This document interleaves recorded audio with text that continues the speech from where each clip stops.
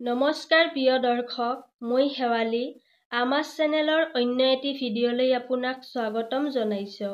প্ৰিয় দৰ্শক, কি পাপৰ ফলত স্ত্ৰীৰ ভাগ্যত কেতিয়াও পুত্ৰ সন্তান নহয়? তেওঁ চিৰদিনৰ বাবে সন্তানহীন হৈ থাকে। গৰুড় পুৰাণত কোৱা হৈছে যে নিঃসন্তান হৈ থাকিবলগীয়া দণ্ড কেৱল শাৰীৰিক বা ভৌতিক কাৰণ নহয়, বৰঞ্চ ইয়াৰ আধ্যাত্মিক কাৰণসমূহো লুকাই আছে। বিশেষকৈ ভাৰতীয় ধৰ্মগ্ৰন্থ গৰুড় পুৰাণত স্ত্ৰীসকলক নিঃসন্তান হৈ থাকিবলগীয়া আধ্যাত্মিক কাৰণো উল্লেখ কৰা হৈছে। প্ৰিয় দৰ্শক, কিছুমান বিবাহিতা স্ত্ৰীৰ জীৱনত পুত্ৰ সন্তান নোহোৱা দেখিবলৈ পোৱা যায়। তেওঁৰ বাবে জীৱনটো যেন এটা অভিশাপৰ দৰে জীয়াব লগা হয়। তেওঁৰ বাবে এইটো এটা ভয়ংকৰ সমস্যা। তদুপৰি সামাজিক আৰু পাৰিবাৰিক দৃষ্টিৰে সেই স্ত্ৰীৰ কোনো মান-সন্মান নাথাকে। প্ৰিয় দৰ্শক, আজি আমি এই বিষয়টোৰ ওপৰত বিস্তাৰিতভাৱে জানিম। কোন স্ত্ৰীৰ ভাগ্যত পুত্ৰ সন্তানৰ প্ৰাপ্তি কিয় নাথাকে? গৰুড় পুৰাণ অনুসাৰে তেওঁ কি কাৰণত নিঃসন্তান হৈ থাকে? তেতিয়াহ'লে আহক বেছি পলম নকৰি ভিডিঅ'টো আৰম্ভ কৰোঁ। গৰুড় পুৰাণ অনুসাৰে কোন ধৰণৰ স্ত্ৰীয়ে কেতিয়াও সন্তানৰ সুখৰ প্ৰাপ্তি নোহোৱাকৈয়ে থাকে? প্ৰিয় দৰ্শক, গৰুড় পুৰাণ অনুযায়ী ভগৱান শ্ৰীকৃষ্ণৰ এই শিক্ষাসমূহ পালন কৰিলে নিশ্চয় আপোনালোকৰ ভাগ্য সলনি হ'ব আৰু সন্তানৰ আশীৰ্বাদ লাভ কৰিব। প্ৰিয় দৰ্শক, গৰুড় পুৰাণৰ এই জ্ঞানবৰ্ধক ভিডিঅ' আপুনি সম্পূৰ্ণ মনোযোগ সহকাৰে শুনিব। গৰুড় পুৰাণৰ এই জ্ঞানবৰ্ধক ভিডিঅ' আপুনি আধাতে নেৰিব, কাৰণ আধা আধৰুৱা জ্ঞান সদায় বিষৰ সমান। কিয়নো এইটো হৈছে আপোনাৰ জীৱনত কৰ্মৰ সৈতে জড়িত। গৰুড় পুৰাণৰ এই ৰহস্য জনাৰ পিছত আপোনাৰ জীৱনৰ লগত জড়িত থকা সকলো দুখৰ অন্ত পৰিব। প্ৰিয় দৰ্শক, ভগৱান শ্ৰীকৃষ্ণই কৈছে যে কেতিয়াও কোনো ব্যক্তিয়ে গৰুড় পুৰাণৰ এই জ্ঞান আধৰুৱাকৈ শুনিব নালাগে, কাৰণ আধাশুনিয়া জ্ঞান সদায় বিষৰ সমান। সেইবাবে অনুগ্ৰহ কৰি কৈছোঁ, ভিডিঅ'টো স্কিপ নকৰাকৈ সম্পূৰ্ণ শেষলৈকে চাব, যাৰ ফলত আপোনাৰ জীৱনটো সুখেৰে ভৰি পৰিব। লগতে ভিডিঅ'টিত এটা লাইক কৰি চেনেলটো ছাবস্ক্ৰাইব কৰিবলৈ নাপাহৰিব। আৰু কমেণ্ট বক্সত সম্পূৰ্ণ বিশ্বাসেৰে জয় শ্ৰীকৃষ্ণ বুলি লিখি ভগৱানৰ প্ৰতি কৃতজ্ঞতা প্ৰকাশ কৰিব। ইয়াৰ দ্বাৰা আপোনাৰ জীৱনৰ লগত জড়িত থকা সকলো বিপদৰ অন্ত পৰিব। এতিয়া জানো আহক, যিটো গৰুড় পুৰাণত শ্ৰীকৃষ্ণই কৈছে যে এগৰাকী নাৰীৰ নিঃসন্তান হোৱাটো কেৱল শাৰীৰিক বা ভৌতিক কাৰণ নহয়, বৰঞ্চ তেওঁৰ জীৱনত কৰা কৰ্ম, আচৰণ আৰু ধৰ্মীয় বিশ্বাসৰ বাবেও এগৰাকী নাৰীৰ নিঃসন্তানহীনতাও তেওঁৰ অতীতৰ কৰ্মৰ ফল। প্ৰিয় দৰ্শক, গৰুড় পুৰাণত উল্লেখ আছে যে আমাৰ জীৱনত যি ঘটে সেয়া আমাৰ অতীতৰ কৰ্মৰ ফল, যিয়ে আমাৰ বৰ্তমানৰ জীৱনতো প্ৰভাৱ পেলায়। এগৰাকী নাৰীৰ নিঃসন্তানহীনতা কেৱল ভাগ্যৰ ফল নহয়, বৰঞ্চ গোটেই জীৱনত তেওঁৰ কৰ্ম আৰু আচৰণৰ পৰিণতিহে। প্ৰিয় দৰ্শক, আজি এটা কাহিনীৰ জৰিয়তে এই বিষয়ে জানো আহক, যিটো ভগৱান শ্ৰীকৃষ্ণ নিজেই গৰুড় পুৰাণ আৰু স্কন্দ পুৰাণত বৰ্ণিত বুলি নাৰদক কৈছিল। এই কাহিনীটো শুনিলে আৰু বুজি পোৱাৰ পিছত বুজিব যে আপুনি আপোনাৰ জীৱনত কোনবোৰ ভুল কৰে, যিবোৰে আপোনাক সন্তান জন্ম দিয়াত বাধা দিছে।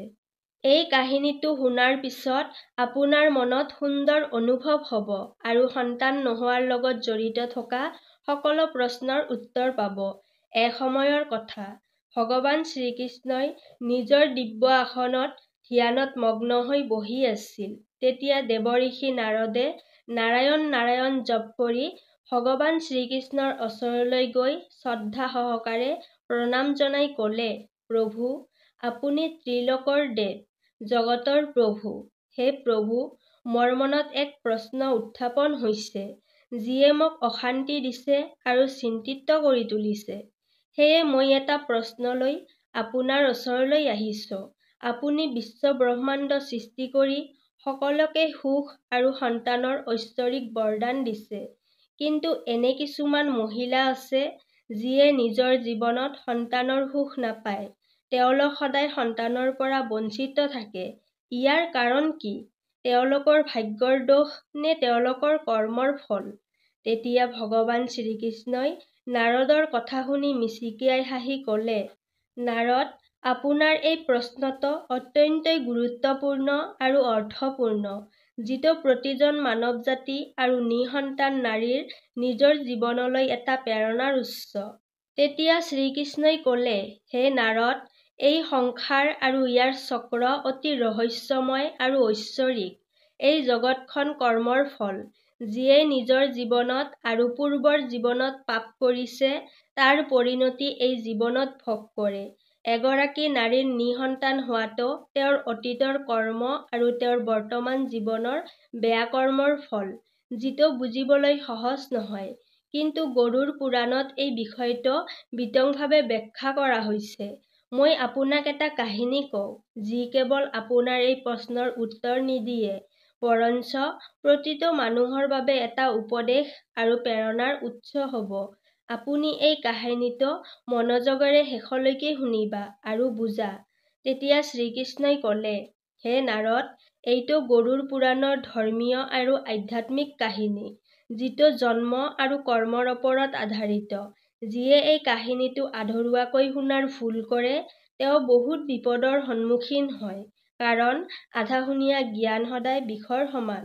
ভগৱান শ্ৰীকৃষ্ণই ক'লে, হে নাৰদ, এই কলিযুগত যি মনুষ্যই এই কাহিনীটো শেষলৈকে মনোযোগ সহকাৰে শুনি থাকে আৰু বুজি পায়, তেন্তে তেওঁ এই পৃথিৱীৰ সকলো পাপ, কৰ্ম, ক্ৰোধ আৰু নিঃসন্তানৰ পৰা মুক্তি লাভ কৰিব। তেতিয়া নাৰদে ক'লে, প্ৰভু, মই সেই কাহিনীটো শেষলৈকে মনোযোগেৰে শুনিম আৰু আপোনালোক সকলোৱে এই কাহিনীটো সম্পূৰ্ণ আত্মবিশ্বাসেৰে শুনিব। প্ৰিয় দৰ্শক, তেতিয়া শ্ৰীকৃষ্ণই ক'লে, হে নাৰদ, প্ৰাচীন কালত এখন নগৰত চন্দনা নামৰ এগৰাকী নাৰী বাস কৰিছিল। তাই বৰ ধনী আৰু দেখিবলৈ ধুনীয়া আছিল যদিও জীৱনত সন্তান জন্ম দিয়াৰ সুখৰ পৰা তাই বঞ্চিত আছিল। তাইৰ স্বামী আৰু পাৰিবাৰিক সমাজে তাইৰ সন্তান জন্ম দিয়াত সকলো চেষ্টা কৰিছিল যদিও তাই গৰ্ভধাৰণ কৰিব পৰা নাছিল। চন্দনায়ো সেই কথা মানি লৈছিল যে তাই কেতিয়াও মাতৃ হ'ব নোৱাৰে, তাইৰ ভাগ্যৰ দোষ। তাই সদায় চিন্তাত থাকে, কিন্তু এই প্ৰশ্নটো সদায় তাইৰ মনত উদয় হয় যে আমি কিয় সন্তান জন্ম দিয়াৰ সুখ পোৱা নাই। তাৰ পিছত চন্দনাৰ মনত এটা প্ৰশ্নৰ উৎপন্ন হ'ল যে হয়তো আমাৰ কোনো দোষৰ বাবেই আমাৰ ভাগ্যত সন্তান জন্ম দিয়াৰ সুখ পোৱা নাই। আমি কিয় কোনোবা সাধুক আমাৰ সৌভাগ্য নেদেখুৱাও। তাৰ পিছত এদিন চন্দনাই এজন সাধুৰ ওচৰলৈ গ'ল। চন্দনাই সাধুক ক'লে, হে সাধুবৰ, আমাৰ জীৱনত আমি বৰ অশান্তি পাইছোঁ। আচলতে আমাৰ ভাগ্যত কি আছে? আমি সন্তান জন্ম দিয়াৰ সুখ কিয় নাপাওঁ? আমাৰ ভাগ্যত কিবা দোষ আছে নেকি? নে আমাৰ অতীতৰ কৰ্মৰ ফল? তেতিয়া সাধুৱে ধ্যান কৰি ক'লে, হে চন্দনা, এয়া তোমাৰ পূৰ্বজন্মৰ কৰ্মৰ ফল। আজি তুমি সেই কৰ্মৰ ফল ভোগ কৰি আছা। হে চন্দনা, তোমাৰ সন্তান জন্ম দিয়াৰ সুখ এইকাৰণেই নাই, কাৰণ তোমাৰ আগৰ জন্মত তুমি এগৰাকী গৰ্ভৱতী মহিলাক অপমান কৰিছিলা। তুমি তাইক গালি-গালাজ দি অপশব্দ প্ৰয়োগ কৰি ঘৰৰ পৰা বাহিৰ কৰি দিছিলা। তুমি তাইক সহায় কৰাৰ সলনি তাইক অপমান কৰিছিলা। সেই মহিলাগৰাকীয়ে তোমাৰ আচৰণত দুখী হৈ অভিশাপ দিছিল যে তুমি তোমাৰ পৰৱৰ্তী জন্মত সন্তান জন্ম দিয়াৰ সুখ নাপাবা। তুমি যেনেকৈ মোক গৰ্ভপাতৰ সময়ত অপমান কৰিছা, ঠিক তেনেকৈ তুমিও ইয়াৰ বাবে কষ্ট পাবা। আৰু তোমাৰ কেতিয়াও সন্তান জন্ম নহ'ব। লগতে তোমাৰ দ্বাৰা পিতৃপুৰুষৰ আত্মাৰ শান্তিৰ বাবে ভাত-পানী আদি নিদিয়াৰ ফলত তেওঁলোকৰ আশীৰ্বাদো নাপাবা। এই কথা শুনি চন্দনাই কান্দিবলৈ ধৰিলে আৰু সাধুৰ পৰা সমাধান বিচাৰিলে। সাধুৱে উত্তৰ দিলে, চন্দনা, তুমি তোমাৰ জীৱনত সত্য, ধৰ্ম আৰু কৰ্মৰ দ্বাৰা তোমাৰ জীৱনটো সলনি কৰিব পাৰা। আৰু তুমি কৰা পাপৰ প্ৰায়শ্চিত্ত কৰিবৰ কাৰণে ভগৱান বিষ্ণুৰ পূজা কৰা, পিতৃপুৰুষৰ তৰ্পণ কৰা আৰু আপোনাৰ জীৱনটো দুখীয়া আৰু অসহায়ৰ সেৱাত উৎসৰ্গা কৰা। ইয়াৰ দ্বাৰা তোমাৰ পাপ দূৰ হ'ব আৰু তুমি সন্তান জন্ম দিয়াৰ সুখ লাভ কৰিবা। তাৰ পিছত চন্দনাই সাধুৰ নিৰ্দেশনা অনুসৰণ কৰিবলৈ ধৰিলে। চন্দনাই প্ৰথমে গৰ্ভৱতী মহিলাৰ সেৱা আগবঢ়াবলৈ নিজৰ চহৰত এক আশ্ৰম স্থাপন কৰিলে আৰু নাম ৰাখিলে মাতৃসেৱা আশ্ৰম। সেই আশ্ৰমখনত গৰ্ভৱতী মহিলাৰ কাৰণে সকলো ধৰণৰ আৰামৰ ব্যৱস্থা কৰি দিছিল। তেওঁলোকৰ সুস্বাস্থ্য নিশ্চিত কৰিবলৈ বেদক ৰাখিছিল। তেওঁলোকক তাই নিজেই ভোজন খুৱাই যত্ন লৈছিল। চন্দনাই প্ৰতিজ্ঞা কৰিছিল যে তেওঁৰ চহৰৰ কোনো লোক দুখত বা ভোকত নাথাকিব। তাৰ পিছত এদিন এগৰাকী দুখীয়া গৰ্ভৱতী মহিলা আশ্ৰমলৈ আহিল। তাই বৰ অসুস্থ আছিল আৰু থাকিবলৈ ঘৰ নাছিল। চন্দনাই তাইৰ সম্পূৰ্ণ যত্ন লৈ সেৱা কৰিলে। তাইৰ গৰ্ভপাত হোৱাৰ পিছত যেতিয়া এটা পুত্ৰ সন্তান জন্ম দিয়ে, তেতিয়া সেই দুখীয়া মহিলাগৰাকীয়ে চন্দনাক ক'লে, হে দেৱী, আপুনি মোৰ জীৱনলৈ এক নতুন দিশ দিলা। আপুনি সঁচাকৈয়ে এক মাতৃৰ ৰূপ হয়। সেই গৰীব মহিলাজনীৰ কথা শুনি তাইৰ হৃদয় সদয় হৈ গ'ল আৰু চকুত চকুলো বৈ আহিল। সেই সময়ত তাই গভীৰ শান্তি আৰু সুখৰ অনুভৱ কৰিলে। মই তোমাক আশীৰ্বাদ দিওঁ যে তোমাৰ আশা পূৰণ হওক। তুমি তোমাৰ বিশ্বাসক অটুট ৰাখিবা। তাৰ পিছত চন্দনাই দুখীয়াৰ বাবে দান বৰঙণি কৰি পৰোপকাৰ কৰিছিল। চন্দনাই স্বামীৰ সৈতে লগ হৈ দুখীয়া আৰু অনাথ শিশুৰ বাবে এটা বিশেষ সেৱা কেন্দ্ৰ স্থাপন কৰিছিল। ইয়াত অনাথ শিশুক শিক্ষা, খাদ্যৰ যোগান ধৰাৰ উপৰিও সকলো ধৰণৰ সুখ দিছিল। চন্দনাই বুজি পাইছিল যে আনৰ সেৱা কৰাত প্ৰকৃত সুখ নিহিত হৈ আছে। এটা অনাথ শিশু যিয়ে জন্মৰ পৰাই বোবা আছিল, সেই শিশুটো চন্দনাৰ সেৱাত ইমানেই অনুপ্ৰাণিত হৈছিল যে সেই শিশুটোৱে প্ৰথমবাৰৰ বাবে মুখেৰে চন্দনাক মা শব্দটো উচ্চাৰণ কৰিছিল। তাৰ পিছত চন্দনাই নিজৰ পূৰ্বপুৰুষৰ পৰা আশীৰ্বাদ লাভৰ বাবে সম্পূৰ্ণ ৰীতি-নীতিৰে পূৰ্বপুৰুষৰ শ্ৰাদ্ধ আৰু তৰ্পণ কৰে। তাই গংগা নদীৰ পাৰলৈ গৈ পূৰ্বপুৰুষৰ আত্মাৰ শান্তিৰ বাবে যজ্ঞ কৰিলে। তাই বৈদিক মন্ত্ৰ জপ কৰি ব্ৰাহ্মণক ভোজন কৰাইছিল আৰু পূৰ্বপুৰুষক প্ৰণাম কৰি তেওঁলোকৰ পৰা ক্ষমা বিচাৰিছিল। সেইদিনা ৰাতি সপোনত চন্দনাই নিজৰ পূৰ্বপুৰুষক দেখিলে। তেওঁলোকে সুখী হৈ ক'লে, ছোৱালী, তোমাৰ তৰ্পণ আৰু শ্ৰদ্ধাৰ বাবে আমাৰ আত্মাই শান্তি পাইছে। আমি তোমাক আশীৰ্বাদ দিওঁ যে তোমাৰ জীৱন সম্পূৰ্ণ হওক। এই সপোন চন্দনাৰ বাবে এক নতুন শক্তিৰ উৎস হৈ পৰিল। তাৰ পিছত চন্দনাই ভগৱান বিষ্ণু আৰু গোপাল মন্ত্ৰ জপ কৰিবলৈ আৰম্ভ কৰিলে। চন্দনাই ভগৱান বিষ্ণুৰ পূজাৰ বাবে এক বিশেষ আয়োজন কৰিলে। তাই গোপাল মন্ত্ৰ আৰু ওম শ্ৰী হৰিয়া গোপালা স্বাহা মন্ত্ৰটো নিয়মীয়াকৈ জপ কৰিব ধৰিলে। এই অনুষ্ঠানৰ সময়ত তাই নিৰামিষ আহাৰৰ লগতে ব্ৰহ্মচাৰীৰ নিয়ম পালন কৰিছিল।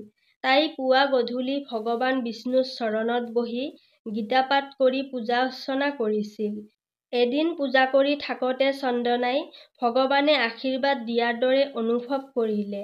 তাইৰ মনৰ ভিতৰৰ পৰা এটা মাত শুনিলে যে চন্দনা, তোমাৰ তপস্যা সফল হৈছে। মই তোমাক আশীৰ্বাদ দিওঁ, তোমাৰ মনৰ আশা পূৰণ হওক। তুমি বিশ্বাসক অটুট ৰাখিবা। তাইৰ এই সেৱকে তাইৰ জীৱনলৈ ৰং আনিছে। প্ৰিয় দৰ্শক, চন্দনাৰ এই সকলো তপস্যাৰ পিছত কেইমাহমান যোৱাৰ পিছত চন্দনাই অনুভৱ কৰিলে যে তাই গৰ্ভৱতী। এই সুখ তাইৰ সমাজৰ আৰু পৰিয়ালৰ বাবে এক বৃহৎ আশীৰ্বাদ হিচাপে প্ৰমাণিত হ'ল। তাই ভগৱান বিষ্ণু আৰু ঋষিক ধন্যবাদ জনালে। সমগ্ৰ চহৰখনে এই ঘটনাটোক ঐশ্বৰিক আশীৰ্বাদ বুলি গণ্য কৰিছিল। তাৰ পিছত চন্দনাই ৯ মাহৰ পাছত এটা উজ্জ্বল পুত্ৰ সন্তান জন্ম দিলে। সেই শিশুটি কেৱল শাৰীৰিকভাৱে ধুনীয়াই নহয়, বৰঞ্চ তেওঁৰ ঐশ্বৰিক গুণো আছিল। মানুহে কৈছিল যে এই শিশুটি ভগৱানৰ বিশেষ আশীৰ্বাদত জন্ম হৈছে। তেতিয়া নাৰদে ভগৱান শ্ৰীকৃষ্ণৰ ওচৰত প্ৰণাম জনাই ক'লে, হে বাসুদেৱ, আপোনাৰ এই কাহিনী প্ৰতিগৰাকী নাৰীৰ বাবে প্ৰেৰণাৰ উৎস হ'ব। যি নাৰীয়ে নিজৰ জীৱনত সন্তান সুখৰ পৰা বঞ্চিত হৈ আছে, সেই মানুহে এই গতিপথত চলিলে নিজৰ জীৱনৰ কৰ্মক সলনি কৰিব পাৰে। প্ৰিয় দৰ্শক, গৰুড় পুৰাণে আমাক শিকাইছে যে মানুহৰ জীৱনত বীজ সিঁচা এডৰা খেতিৰ নিচিনা। মানুহে খেতিডৰাত যি বীজ ৰোপণ কৰিব, ফলো তেনেকুৱাই পাব। ঠিক সেইদৰে মানুহে নিজৰ জীৱনত যি কৰ্ম কৰিব, তেওঁ নিজৰ জীৱনত একেই ফলেই লাভ কৰিব। প্ৰিয় দৰ্শক, গৰুড় পুৰাণৰ মতে ভগৱান শ্ৰীকৃষ্ণই কৈছে, মানুহে নিজৰ জীৱনত সৎকাম কৰি আৰু সৎকৰ্মৰ পথ অনুসৰণ কৰি ঈশ্বৰক সন্তুষ্ট কৰিব পাৰে আৰু আমাৰ ভৱিষ্যতত হ'বলগীয়া ঘটনাবোৰৰ পৰা বাচি থাকিব পাৰোঁ। ইয়াৰ দ্বাৰা আমাৰ ভৱিষ্যতৰ ভাগ্য সলনি হ'ব পাৰে। প্ৰিয় দৰ্শক, গৰুড় পুৰাণত ভগৱান শ্ৰীকৃষ্ণই নাৰীক নিঃসন্তান হৈ থকাৰ বাবে 3টা উপদেশ দিছে। যদি কোনো নাৰীয়ে ভুলবশতঃ এইবোৰ কাম কৰে, তেন্তে সন্তান জন্ম দিয়াৰ আনন্দৰ পৰা বঞ্চিত হয়। প্ৰিয় দৰ্শক, এই ভিডিঅ'টো সম্পূৰ্ণ শেষলৈকে চাব লাগিব, কিয়নো এই সকলোবোৰ তথ্য গৰুড় পুৰাণৰ আধাৰত কোৱা হৈছে। এই ভিডিঅ'টো আধৰুৱাকৈ শুনাৰ ভুল ভুলতেও নকৰিব। এতিয়া জানো আহক, কোন ধৰণৰ নাৰী সন্তান জন্ম দিয়াৰ পৰা কেনেকৈ বঞ্চিত হয়। নম্বৰ 1, স্বামীক অসন্মান কৰা নাৰী। গৰুড় পুৰাণৰ মতে স্বামীক অসন্মান কৰা নাৰীয়ে সন্তান জন্ম দিয়াৰ সুখৰ পৰা বঞ্চিত হয়। কাৰণ স্বামী-স্ত্ৰীৰ সম্পৰ্কত প্ৰেম আৰু অদম্য বিশ্বাস অতি প্ৰয়োজনীয়। ইয়াৰ দ্বাৰা আহিবলগীয়া জীৱনটো সুখদায়ক হয়। নম্বৰ 2, সতীত্ব পালন নকৰা নাৰী।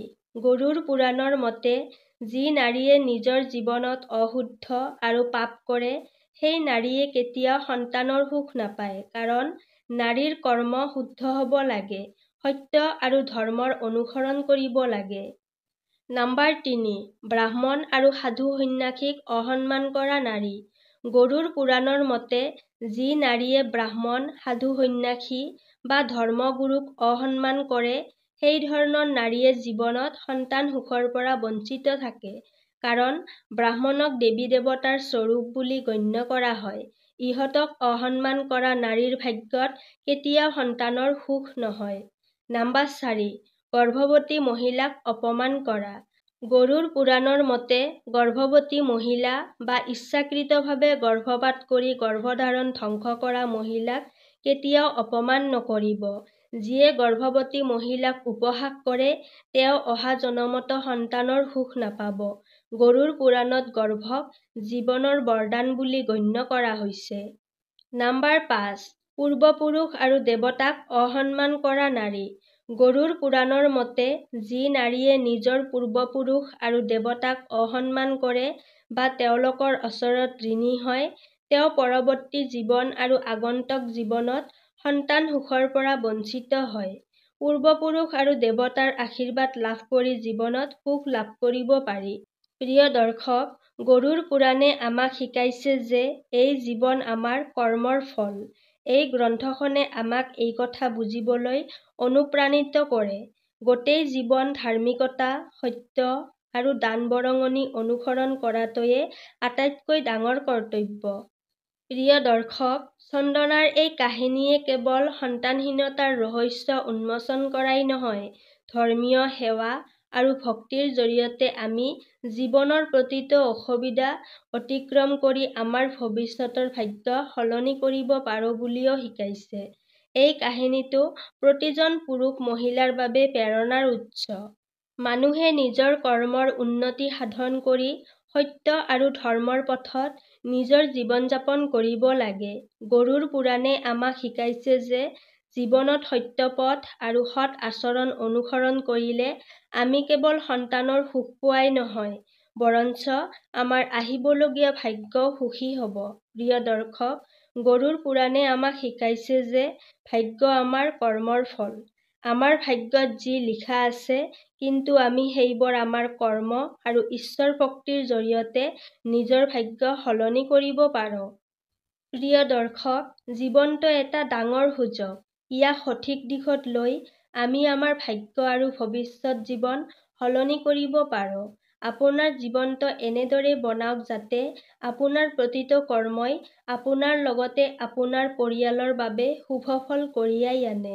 ধৰ্ম, সত্য আৰু কৰুণাৰে ভৰা জীৱনটোৱেই হৈছে ঈশ্বৰৰ আটাইতকৈ ডাঙৰ আশীৰ্বাদ।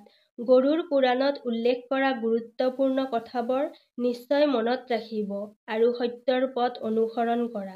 ইয়াৰ দ্বাৰা আপোনাৰ ভৱিষ্যত জীৱন অতি সুখী হ'ব। প্ৰিয় দৰ্শক, যদি ভিডিঅ'টো ভাল লাগিছে তেন্তে ভিডিঅ'টিত এটা লাইক কৰি কমেণ্ট বক্সত জয় শ্ৰীকৃষ্ণ বুলি অৱশ্যই লিখিব। তেতিয়াহ'লে আজিলৈ ইয়াতেই সামৰিছোঁ। ধন্যবাদ।